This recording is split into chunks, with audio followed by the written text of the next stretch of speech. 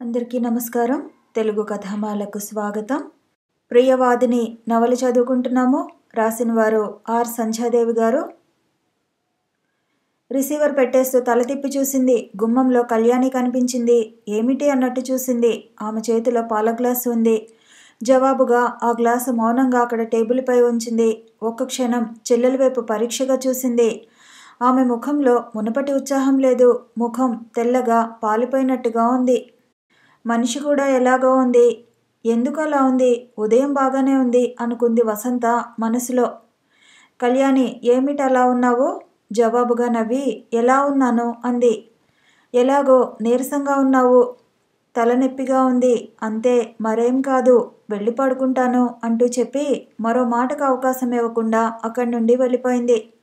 చెల్లెలు వెళ్ళిన వైపే అలా చూస్తూ ఉండిపోయింది. చెల్లెలు జీవితం ఎందుకు ఇలా అయిపోయింది? భగవంతుడు చల్లగా చూస్తే కళ్యాణి ముఖం కలకలలాడిపోయేది. ఆమె జీవితం ఎంతో ఆనందంగా గడిచిపోయేది. బాధగా కళ్ళు మూసుకుంది. ఆ రోజు శ్రీరామ్, అత్తయ్య వచ్చారు. వాళ్ళు ఎందుకు వచ్చారో తెలిసేసరికి తన మనసంతా అదోలా అయిపోయింది. ఈ విషయం బెనర్జీకి చెప్పేస్తే? ఒక క్షణం ఆలోచించింది. చెబితే లాభమేమిటి?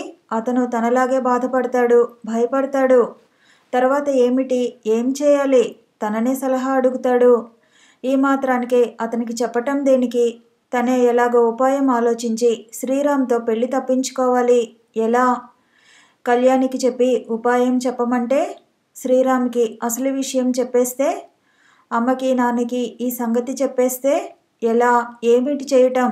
ఆమె అలా ఆలోచించసాగింది. అంతే, ఆమె బుర్రలో అందమైన ఆలోచన తలుక్కున మెరిసింది. కళ్యాణికి శ్రీరామ్ అంటే చాలా ఇష్టం. ఆ ఇష్టం పెళ్లి చేసుకుందాం అనే ఇష్టం అవునో కాదో తెలియదు. కళ్యాణికి శ్రీరామ్కి పెళ్లి జరిపించేస్తే ఇక సమస్య ఉండదు. తను బెనర్జీని పెళ్లి చేసుకోవచ్చు. ఆమె మనసు రకరకాలుగా ఆలోచిస్తోంది. ఈ ఆలోచన ఆమెకు నచ్చింది. కళ్యాణితో ఈ విషయం చెప్పి ఒప్పిస్తే తప్పక అర్థం చేసుకుని ఒప్పుకుంటుంది. బెనర్జీ విషయం ఆమెకు చూచాయిగా తెలుసు. ఆ రోజు రాత్రి కళ్యాణితో మెల్లగా గుసగుసలాడింది. కళ్యాణి, నీకు బావ అంటే ఇష్టమేనా? ఎందుకు ఇష్టం లేదు? ఇష్టమే. అబ్బా, ఆ ఇష్టం కాదు, విసుగ్గా అంది. మరి ఇంకేమిటి అన్నట్టు చూసింది. కళ్యాణి, ఆ రోజు నువ్వు షాప్లో చూసావు కదా, ఆయన్ని ఎవరు అని అడిగావు, గుర్తు ఉందా? ఉంది అన్నట్టు తల ఊపి, ఎవరు అతను అడిగింది. చెప్తాను. నాకు నువ్వు ఒక చిన్న సాయం చేసి పెట్టాలి. ఏమిటి? అతని పేరు బెనర్జీ. ఆయన బెంగాలీ. ఆయన నేను ప్రేమించుకుని పెళ్లి చేసుకునే నిర్ణయానికి వచ్చాం అంటూ ఆగి చెల్లెలి వైపు చూసింది. కళ్యాణి ఆశ్చర్యంగా వింటూ అంది. దొంగ, ఆ రోజు నాకు ఏం తెలీదు అన్నావు? వసంత మాట్లాడలేదు. చిరునవ్వుతో చూసింది. అయితే నన్ను ఇప్పుడు ఏం చేయమంటావు? నా కోసం నువ్వు బావని పెళ్లి చేసుకోవాలి. ఏమిటి? బావని నేను పెళ్లి చేసుకోవాలా? ఆశ్చర్యంగా అడిగింది.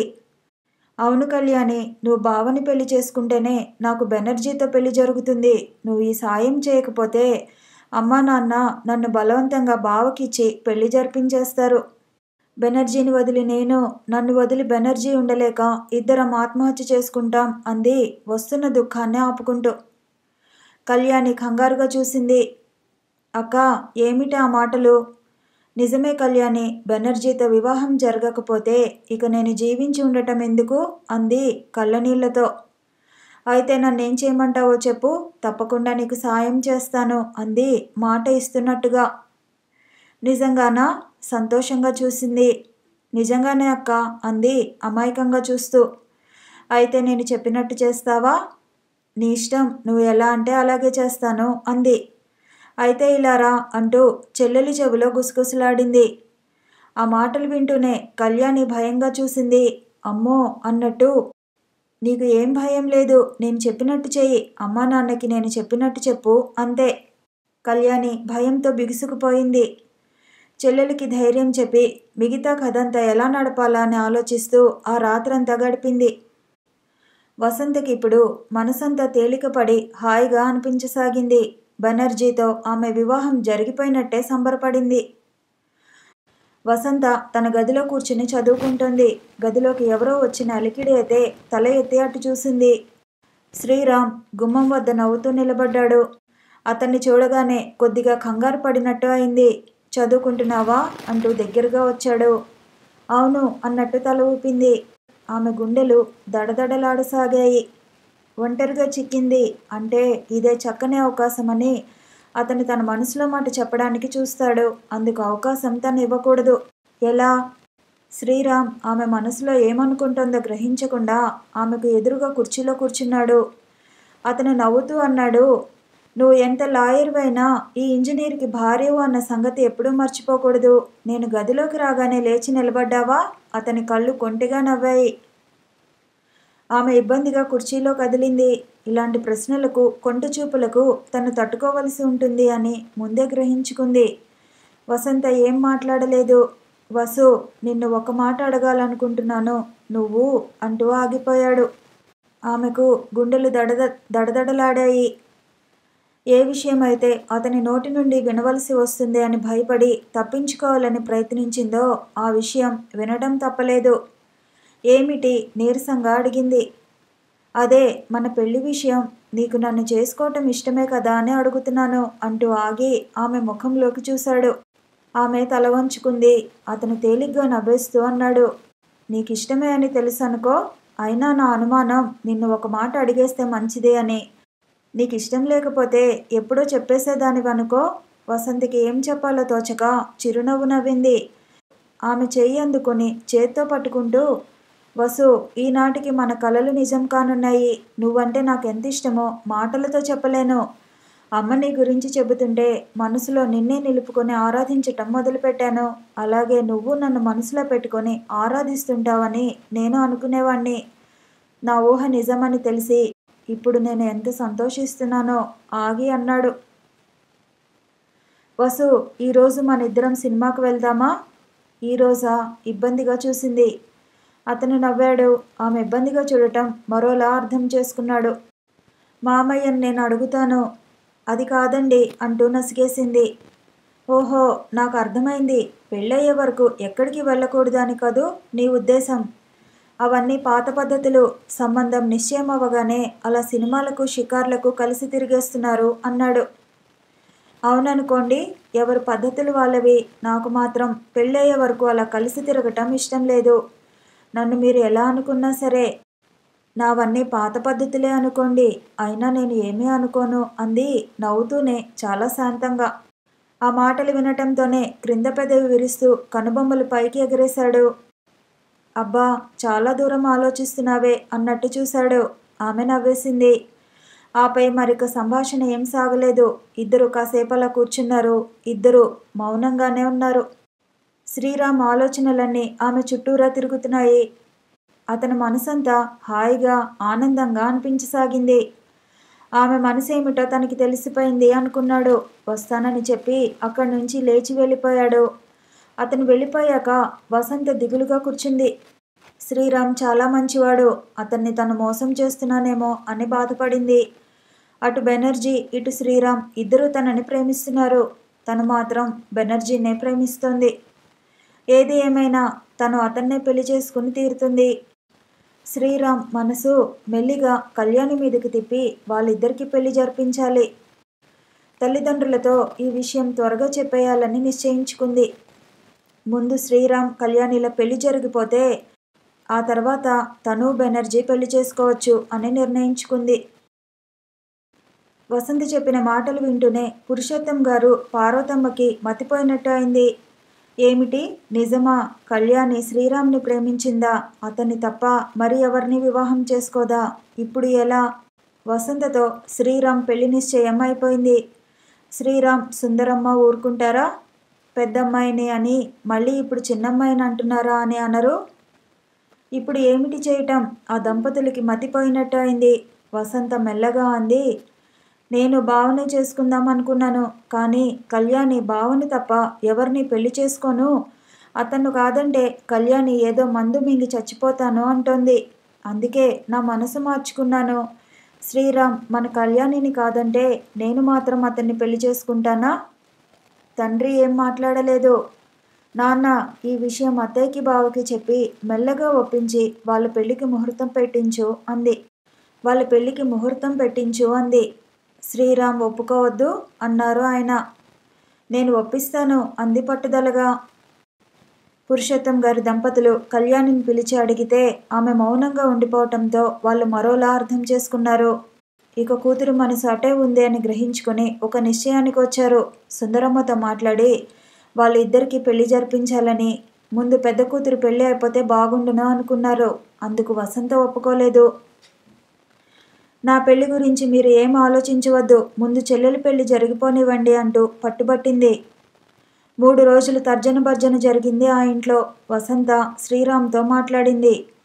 పురుషోత్తం గారి దంపతులు సుందరమ్మని శ్రీరామ్ని బతిమాలుకున్నారు. శ్రీరామ్ మనసు ఎందరు ఎన్ని చెప్పినా మారలేదు. వసంతని తప్ప మరి ఎవరిని పెళ్లి చేసుకోను అని పట్టుబట్టి కూర్చున్నాడు. వసంత అతనితో ప్రత్యేకంగా మాట్లాడి చెల్లెల్ని పెళ్లి చేసుకోమని కన్నీళ్లతో ప్రార్థించింది. శ్రీరామ్ని ఒప్పించటం అంత సులభంగా అనిపించలేదు. వసంత కన్నీళ్లతో బ్రతిమాలి ప్రాధేయపడితే ఇక తప్పనిసరిగా అయిష్టంగా కళ్యాణిని పెళ్లి చేసుకోవడానికి ఒప్పుకున్నాడు. అతను పెళ్లికి ఒప్పుకోగానే అందరికీ చాలా సంతోషమైపోయింది. శ్రీరామ్ కళ్యాణిల పెళ్లికి ముహూర్తం పెట్టేశారు. పెళ్లి 10 రోజులు ఉంది. పెళ్లి పనులు చురుగ్గా సాగిపోతున్నాయి. సుందరమ్మ, శ్రీరామ్ వాళ్ళ ఊరు వెళ్ళిపోయారు. పెళ్లి రేపు అనగా పెళ్లివారు విడిదింట్లో బస చేశారు. పెళ్లి సందడిలో అందరూ హడావిడిగా ఉన్నారు. వసంత బెనర్జీని కలుసుకుని మాట్లాడింది. శ్రీరామ్కి, కళ్యాణికి రేపు పెళ్లి జరిగిపోతుంది. ఈరోజు మన పెళ్లికి అన్ని ఏర్పాట్లు చేయించమని. అతను ఉత్సాహంగా దేవుడి గుడిలో పెళ్లి ఏర్పాట్లు అన్నీ చేయించాడు. వసంత కోసం ఎదురు చూస్తున్నారు అతను, అతని ఫ్రెండ్స్. వసంత సరిగ్గా టైంకు వెళ్ళింది. బెనర్జీ ముఖం సంతోషంతో వెలిగిపోయింది. దైవ సన్నిధిలో ఇద్దరి పెళ్లి శాస్త్రోక్తంగా జరిగిపోయింది. అతను కోరుకున్నది అదే, తెలుగు సాంప్రదాయ ప్రకారం పెళ్లి జరగాలని. అలాగే జరిగిపోయింది. పచ్చని పసుపు తాడు ఆమె కంఠానికి ముడివేస్తుంటే బెనర్జీ హృదయం సంతోషంతో పొంగిపోయింది. పెళ్లి జరిగిపోయిన వెంటనే ఆ బట్టలు మార్చుకుని ఏం జరగనట్టు మామూలుగా ఇంటికి వెళ్ళిపోయింది. వసంతకి బెనర్జీతో పెళ్లి జరిగిపోయిందని ఎవరికీ తెలీదు. ఒక్క కళ్యాణికి మాత్రం చెప్పింది. కళ్యాణి సంతోషంగా చూసింది. మరి బావగారిని తీసుకురాలేదేం అన్నట్టు. మీ బావగారు మీ పెళ్లి జరిగిపోయాక వస్తారు అని చెప్పింది. మర్నాడు పెళ్లి. శ్రీరామ్లో ఉత్సాహం లేదు, సంతోషం, సరదా లేదు. మనిషి ఎలాగో ఉన్నాడు. ఏదో ఆలోచిస్తున్న వాడిలా అలా మౌనంగా ఉండిపోసాగాడు.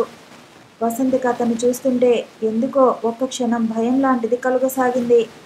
అతను ఎందుకలా గంభీరంగా ముభావంగా ఉండిపోయాడు? అతనికి ఈ పెళ్లి అంత ఇష్టం లేదా? తన మాట తీసేయలేక ఈ పెళ్లి చేసుకుంటున్నాడా? తను పొరపాటు చేసిందా? అతన్ని బలవంతంగా ఈ పెళ్లికి ఒప్పించడంతో అటు కళ్యాణికి ఇటు శ్రీరామ్కి అన్యాయమే అయిందనుకోవాలా? ఈ పెళ్లి చేసుకుని వాళ్ళిద్దరూ సుఖంగా ఉండగలరా? ఆమె మనసు అంతా అదోలాయి తప్పు తనది అని మనసు రకరకాలుగా వేధించసాగింది. బెనర్జీతో పెళ్లి జరిగింది అన్న సంతోషం లేదు. వసంతకి శ్రీరామ్ అంటే మనసులో జాలి పుట్టి కళ్ళనీళ్లు గిర్రున తిరగసాగాయి. ఇప్పుడు ఏమిటి చేయటం? శ్రీరామ్ మనసు మార్చటం ఎలా? వసంత మనసు అంతా బాధతో నిండిపోయింది. కళ్యాణికి కాస్త చిన్న వయసు మూలాన ఆ పెళ్లి జరిగిపోయిన తర్వాత జరిగే కష్ట నష్టాలు ఆమెకు తెలియటం లేదు. తన పెళ్లి బావతో జరిగిపోతుంది. అక్క పెళ్లి బెనర్జీతో జరిగిపోయింది. అది తనకే తెలుసు, ఎవరికీ తెలీదు. అంతే, అంతవరకు ఆలోచించగలుగుతుంది. పెళ్లి ముహూర్తం దగ్గర పడుతోంది. పెళ్లికి అన్నీ సిద్ధం చేస్తున్నారు. కళ్యాణిని ముస్తాబు చేస్తున్నారు. అంతే, పందిట్లో గోల, గొడవ, ఏడుపులు వినిపించసాగాయి. ఏమైందో తెలీదు. వసంత త్వరగా వెళ్ళి చూసింది. అక్కడ ఏం జరిగిందో తెలిసేలోగా ఒక్కసారి ప్రపంచమంతా గిర్రుని తిరిగిపోయింది. కనురెప్ప వేయటం మర్చిపోయిన దానిలా అలా శూన్యంలోకి చూస్తూ పిచ్చిదానిలా నిలబడిపోయింది. తను అనుకున్నదేమిటి, జరిగింది ఏమిటి? తల గిర్రుని తిరిగిపోయినట్టు అయి కాళ్ళ క్రింద భూమి కదిలిపోయి తన అధఃపాతాళానికి కృంగిపోతున్నట్టు అసలు తనకి ఏమైందో తెలియని పరిస్థితిలో ఉంది. కళ్ళు చీకట్లు క్రమ్మేసినట్టు అయ్యాయి. స్పృహ తప్పి పడిపోయింది. ఆ తర్వాత ఏమైందో తెలియలేదు. తెలివి వచ్చాక కళ్ళు తెరిచి చూస్తే ఇంకేముంది? శ్రీరామ్ అంతిమయాత్రకు సిద్ధంగా ఉన్నాడు. పెళ్లి ముస్తాబులో పెళ్లి కొడుకులా ఉన్నాడు. పెళ్లి జరిగే ముందు సడన్గా ప్రాణం పోవటం అందరికీ దుఃఖం, బాధ ముంచుకొచ్చాయి. పెళ్లి పందిరి అంతా శోక సముద్రంలో మునిగిపోయి గోలగోలగా తయారైంది. శ్రీరామ్ వైపు పరీక్షగా చూసింది. కళ్ళు మూసి ఉన్నా నిద్రపోతున్నట్టే ఉంది ఆ ముఖం. పెదవులు చిరునవ్వు చిందిస్తున్నట్టే భ్రమ కలుగుతున్నాయి. అప్రయత్నంగా లేచి నిలబడి నడవటానికి ఓపిక లేకపోయినా అడుగులో అడుగు వేసుకుంటూ నీరసంగా అతని దగ్గరికి వెళ్ళి 2 చేతులు జోడించి నమస్కరిస్తూ ఆ చేతుల్లో ముఖం దాచుకుని బోరున ఏడవసాగింది. మనిషి కదిలి కదిలి గుండెలు అవిసిపోయేటట్లు ఏడ్చింది. కళ్యాణి ఏడుస్తుంది.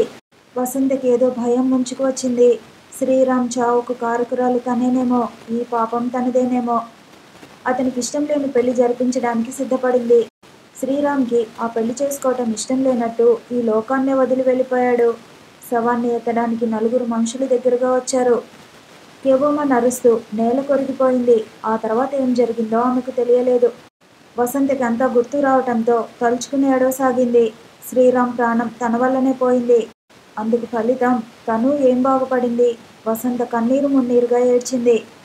కళ్యాణి జీవితం నాశనమైపోయింది. తన కొడుకు మరణంతో సుందరమ్మ తట్టుకోలేక మంచం పట్టింది.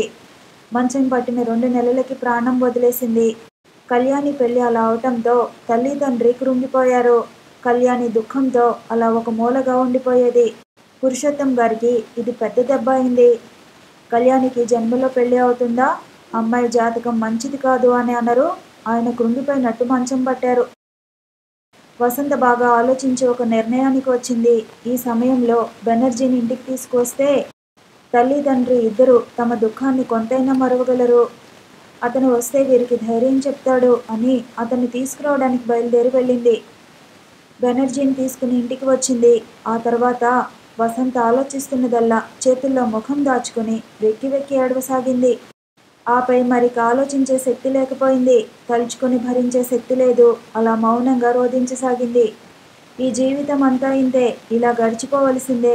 కళ్యాణి జీవితం అలా అయిపోయింది. తన జీవితం ఇలా అయిపోయింది. భగవంతుడా, నుదుట ఏం రాతలు వ్రాసావయ్యా?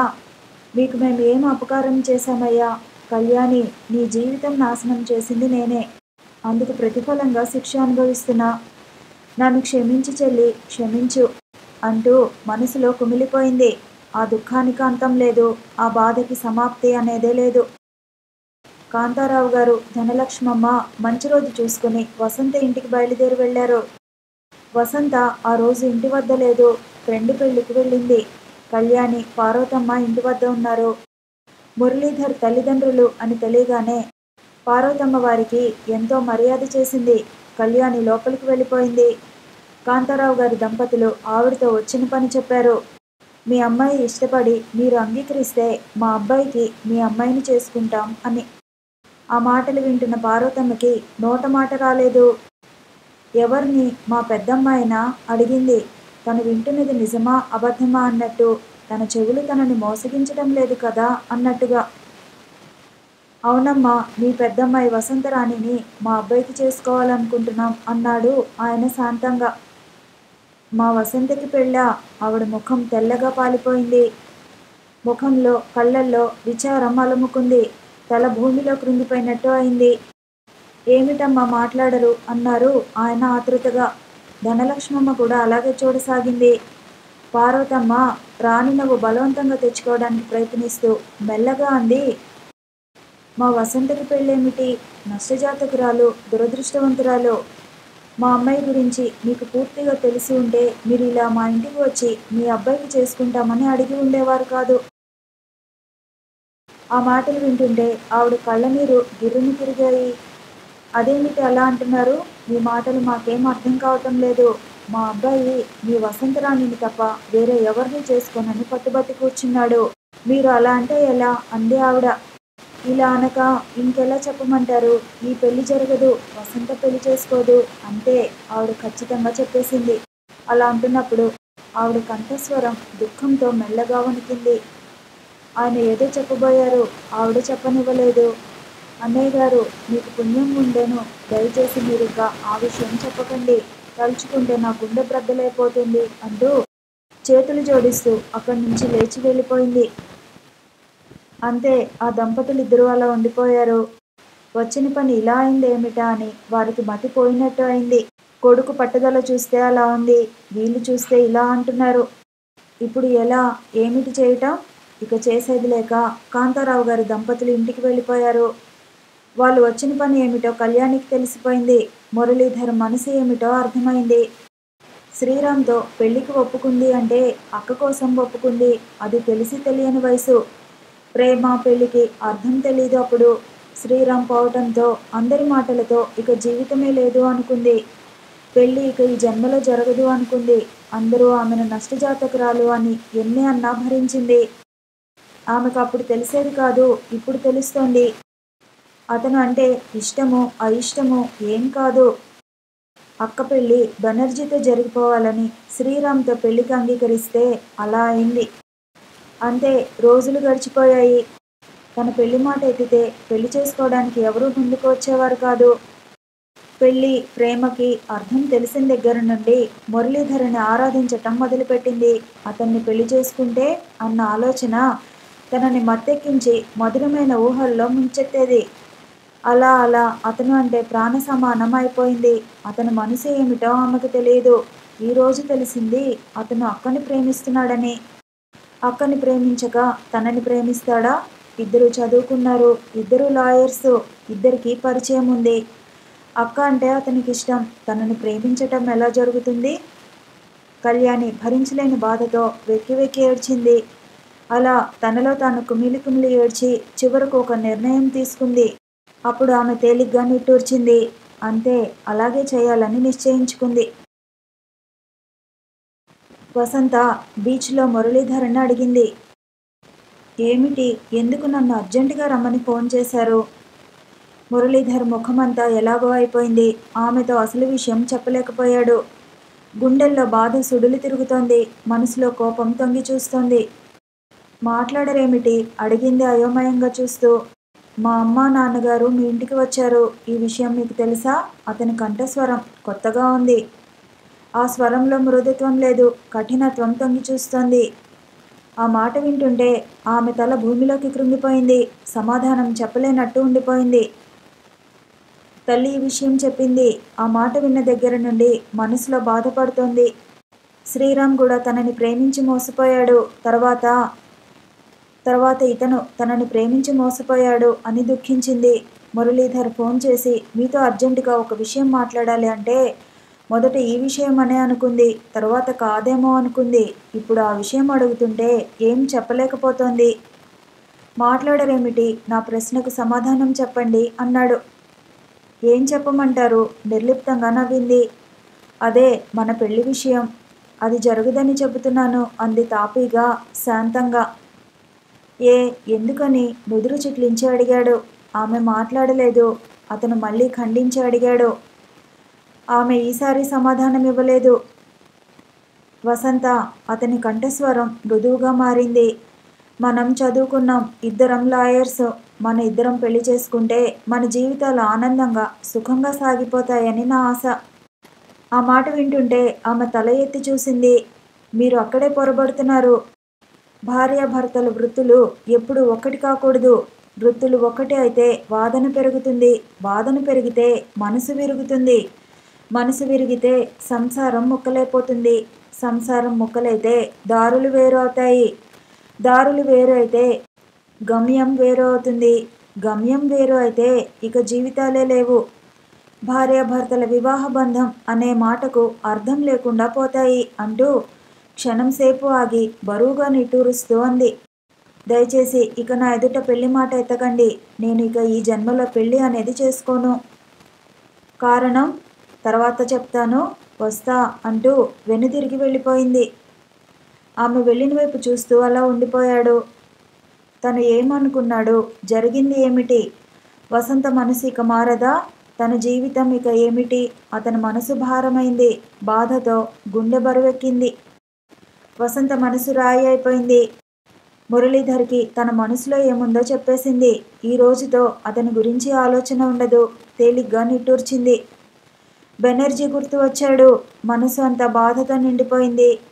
ఆ రోజు అతన్ని ఇంటికి తీసుకువెళ్ళింది. మంచం పట్టిన తల్లి తండ్రి ఇద్దరూ అతన్ని చూసి బాధ మర్చిపోయి మురిసిపోయారు. ఆ బాధలో అతను తమ కులం కాదని, తెలుగువాడు కాదని, బెంగాలీ అని ఏం గుర్తు రాలేదు. బెనర్జీ మాటలతో తల్లిదండ్రి కొంత దుఃఖాన్ని మరవగలిగారు. రోజులు గడుస్తున్నాయి. 1 2 నెలలు గడిచిపోయాయి.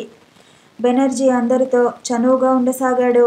అందరినీ నవ్విస్తూ కబుర్లు చెబుతూ వాళ్ళ దుఃఖాన్ని మరిపింపచేశాడు. పురుషోత్తం గారు మనిషి కోలుకున్నాడు. కోర్టుకు వెళ్ళి వస్తున్నారు. ఒకరోజు తల్లిదండ్రి ఏదో మాట్లాడుకుని ఆ రోజు హడావిడి పడ్డారు. తండ్రి కొత్త బట్టలు కొని తెచ్చారు.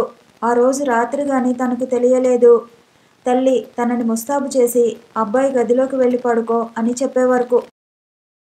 వసంత సిగ్గుతో తల్లి చెప్పినట్టు అతని గదిలోకి వెళ్ళింది. గది అంతా అలంకరించి ఉంది. మంచం మీద అతను కూర్చుని ఉన్నాడు. గదిలోకి మెల్లగా అడుగుపెట్టింది. ఆమె వైపు రెప్పవాల్చకుండా అలా మైమర్చి చూశాడు. మంచం మీద నుండి లేచి దగ్గరగా వస్తూ వసు అంటూ ఆమెను 2 చేతులతో చుట్టేసి దగ్గరకు లాక్కున్నాడు. సిగ్గుతో అతన్ని అతుక్కుపోయింది. కొద్ది క్షణాలు అలా మౌనంగా గడిచిపోయాయి. ఇద్దరూ మెల్లగా వెళ్ళి మంచం మీద కూర్చున్నారు. వసు, ఈ రోజు కోసం నేను ఎంత ఎదురు చూశానో తెలుసా అంటూ ఆమెను మరింత దగ్గరకు లాక్కున్నాడు. ఆమె సిగ్గుతో మాట్లాడలేకపోతోంది. ఇద్దరు మంచం మీదకు మెల్లగా ఒరిగిపోయారు. అతను ఆమె కళ్ళల్లోకి చూసి నవ్వి లైటు ఆర్పేశాడు. ఇద్దరూ ఒకరిని ఒకరు అల్లుకుపోయారు. ఒక్క క్షణం బెనర్జీ గుండెలపై చేయి వేసుకున్నాడు. అతనికి గుండెల్లో నొప్పి రావటం మొదలైంది. అతని చేతులు ఆమెను చటుక్కున వదిలేశాయి. గుండె నొప్పితో చుట్టుకుపోనారంభించాడు. వసంత ఆతృతగా లైటు వేసింది. ఏమండి, ఏమిటిది అంటూ అతని గుండెలపై చేయి వేసి రాయసాగింది. అతను మాట్లాడలేకపోతున్నాడు. ఏమైంది, ఈ గుండెల్లో నొప్పి ఎప్పుడైనా వస్తుందా? అదే విషయం అడిగింది. లేదన్నట్టు తల తిప్పాడు. ఇక ఏం చేయాలో పాలుపోలేదు. తలుపులు తీసుకువెళ్ళి తల్లిని తండ్రిని పిలుచుకువచ్చింది. డాక్టర్ని పిలిచేలోపు బెనర్జీ ఆత్మ భౌతిక దేహాన్ని వదిలి గాలిలోకి అలా లేచి పైకి సాగిపోయింది. అంతే. వసంతకి ఆ తర్వాత ఏం జరిగిందో ఆమెకు తెలివిలేదు. 2 రోజులు అలా తెలివి లేకుండా పడి ఉంది. 3వ రోజున తెలివి వచ్చింది. ఇక ఎంత ఏడ్చినా ప్రయోజనం శూన్యం. అతను బ్రతికి వచ్చేది లేదు. ఆమె మంచం పట్టేసింది. లేచి తిరిగే పరిస్థితిలో లేదు. కట్టిన తాళి తెగి మూలపడిపోయింది. ఒక్క రాత్రి కూడా వాళ్ళని కలపలేకపోయింది. దురదృష్టం తరిమి కొడుతుంటే జీవితం ఏమిటి, బ్రతుకుదారి ఏమిటి? తల్లి తండ్రి కోలుకుంటున్నాం అనుకున్న వాళ్ళు మంచం పట్టారు. అదే సమయంలో ఎవరో ఒకతను వచ్చి, వసంతరాణి గారు ఎవరు? వారికి ఈ ఉత్తరం ఇమ్మని నా ఫ్రెండ్ చెప్పాడు అంటూ చెప్పి ఆ ఉత్తరం వసంతకి ఇచ్చి ఆమెకు తన ముఖం చూపలేనట్లు తప్పు చేసినట్టు తల వంచుకొని వెళ్ళిపోయాడు. ఎవరు రాసిన ఉత్తరమా అని వసంత చదివింది. ఆమె అలా ఉండిపోయింది. అది శ్రీరామ్ రాసిన ఉత్తరం. ఆమె బెనర్జీని ప్రేమించి వివాహం చేసుకున్నట్టు, అందుకే ఆమె ఈ విధంగా కళ్యాణితో చెప్పించి తన వివాహం జరిపించాలని పట్టుబట్టినట్టు గ్రహించి ఇక బ్రతికి ఉండి కళ్యాణితో సంసారం చేయలేక, వసంతని మర్చిపోలేక బలవంతంగా ప్రాణం పోగొట్టుకుంటున్నట్టు వ్రాశాడు.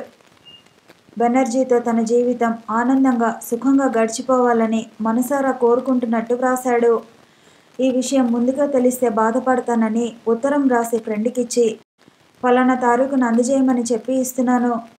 నీకు ఈ ఉత్తరం అందేటప్పటికీ నా మరణం మరుగున పడిపోతుంది కూడా అంటూ ఏమేమో బాధపడుతూ వ్రాశాడు. ఆ ఉత్తరం చదివి ఎంతగా కుమిలిపోవాలో అంతగా కుమిలిపోయింది.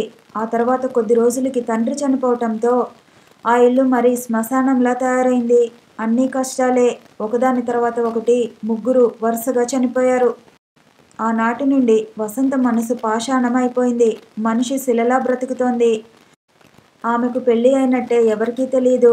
బొట్టు పెట్టుకోదు. అంతే. అది ఫ్యాషన్ అని అనుకుంటారు అంతా. ఇక తప్పనిసరిగా మనిషి లేచి తల్లికి చెల్లికి ధైర్యం చెప్పి ఆ ఇంటికి పెద్దగా తను నిలబడింది. ఆ రోజు నుండి ఈ రోజు వరకు భారంగా రోజులు గడుపుతోంది.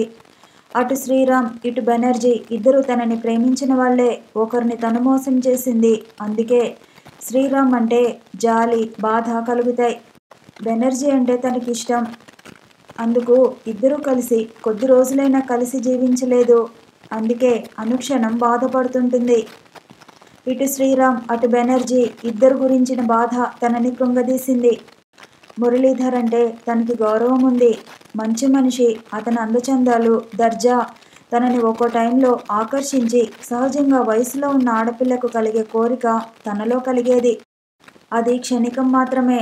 తన భర్త బెనర్జీ, ఈ వసంత అతనిది. అతని సొత్తును మరొకరికి అప్పగించటమా? అది ఈ జన్మలో జరిగే పని కాదు. తను వితంతువు. కళ్యాణి అతన్ని ప్రేమిస్తోంది అని తెలిసి మురళీధర్కి చెల్లెలికి పెళ్లి జరిపించాలని తను మనసులో అనుకునేది. కళ్యాణి జీవితం చక్కదిద్దకపోతే తనకి మనశ్శాంతి ఉండదు. భగవంతుడా, మురళీధర్కి కళ్యాణికి పెళ్లి జరిగేటట్టు చేయి తండ్రి అంటూ మనసులో దేవుణ్ణి ప్రార్థించింది. తెల్లవారితే ఈ విషయం తల్లితో మాట్లాడాలని నిశ్చయించుకుంది. మురళీధర్ ఆ రోజు ఇంటి వద్దే ఉన్నాడు. ఆదివారం ఎవరో వస్తే వాళ్లతో వెళ్ళి వచ్చేశాడు. టైం 12 గంటలవుతోంది. మధ్యాహ్నం భోజనం చేసి పడుకుందామనుకుంటుంటే నౌకర్ ఒక ఉత్తరం పట్టుకు వచ్చి ఇచ్చాడు. ఎవరో చిన్నబ్బాయి ఇచ్చి వెళ్ళాడని చెప్పాడు. ఆ ఉత్తరం చదువుతూనే అలా ఉండిపోయాడు. అది కళ్యాణి వ్రాసిన ఉత్తరం. మురళీధర్ గారికి నమస్కారములు. మీతో ఎప్పుడూ సరిగ్గా మాట్లాడలేదు. అందుకే మనసు విప్పి చెప్పలేకపోయాను. నా జీవితం ఒక కన్నీటి గాథ. అది మీకు తెలిసే ఉంటుంది.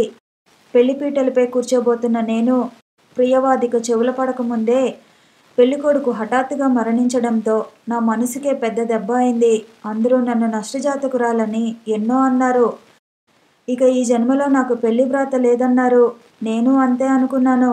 మనసు రాయి చేసుకుని బ్రతుకుతున్న నాలో మిమ్మల్ని చూస్తూనే మీ మంచితనం గుర్తించి మీ అందచందాలకి నా మనసులో మిమ్మల్ని ఆరాధించటం మొదలుపెట్టాను. ఈ సంగతి మీకు తెలియజేసే ధైర్యం లేదు. మా ఇంట్లో చెప్పేద్దామంటే సిగ్గు అనిపించి ఇన్ని రోజులు చెప్పలేకపోయాను. అయితే నాకు ఇప్పుడు ఒక నిజం తెలిసింది. మీరు మా అక్కని ప్రేమిస్తున్నారని. అంతే, నా నెత్తిన పిడుగుపడ్డట్టు అయింది.